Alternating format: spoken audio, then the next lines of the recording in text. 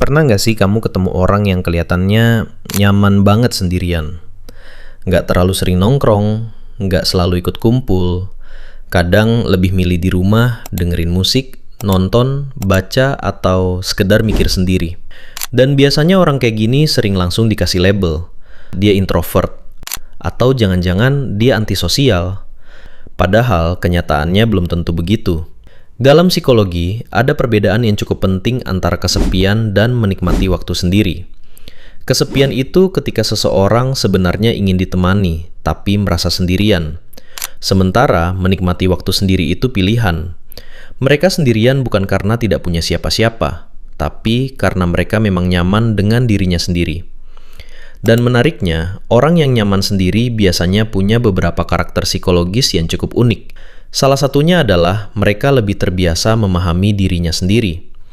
Ketika seseorang sering menghabiskan waktu sendirian, biasanya mereka lebih sering berpikir tentang banyak hal. Tentang keputusan hidup, tentang pengalaman yang mereka alami, tentang apa yang sebenarnya mereka rasakan. Proses ini dalam psikologi sering disebut self-reflection. Self-reflection itu semacam proses ketika seseorang ngobrol dengan dirinya sendiri. Bukan dalam arti aneh ya, tapi lebih ke proses memahami diri. Kenapa tadi gue marah? Kenapa gue merasa tidak nyaman di situasi tertentu? Apa sebenarnya yang gue inginkan? Dan orang yang sering melakukan ini biasanya punya self-awareness yang lebih tinggi. Mereka lebih paham cara pikirnya sendiri. Fakta menarik lainnya adalah orang yang nyaman sendiri biasanya tidak terlalu bergantung pada validasi dari orang lain. Banyak orang merasa harus selalu diperhatikan, harus selalu dianggap keren, harus selalu diakui.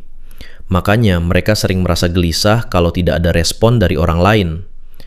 Tapi orang yang nyaman sendiri biasanya tidak terlalu bergantung pada itu.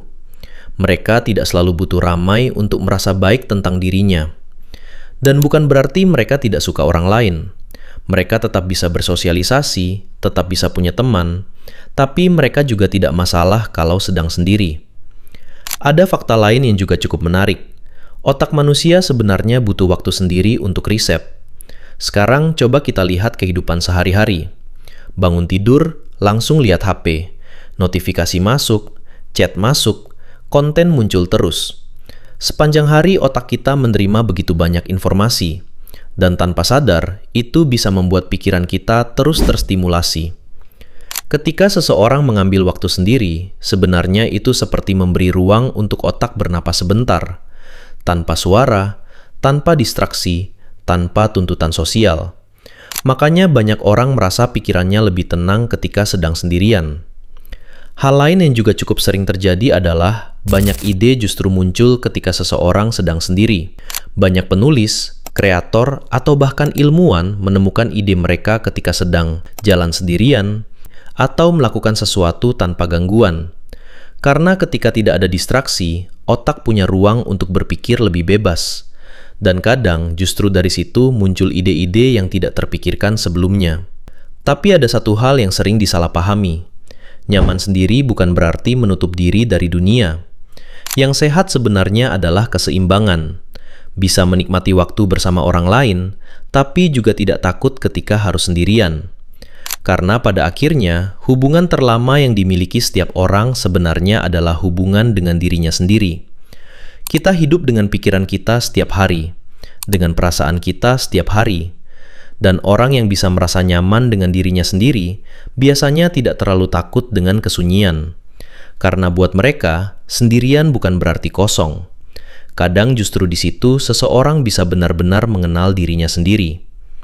Jadi kalau kamu termasuk orang yang nyaman sendirian, itu bukan berarti kamu aneh atau antisosial.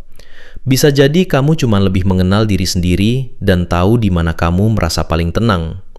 Karena pada akhirnya, kemampuan menikmati waktu sendiri itu justru salah satu tanda kedewasaan emosional. Tapi gimana menurut kamu?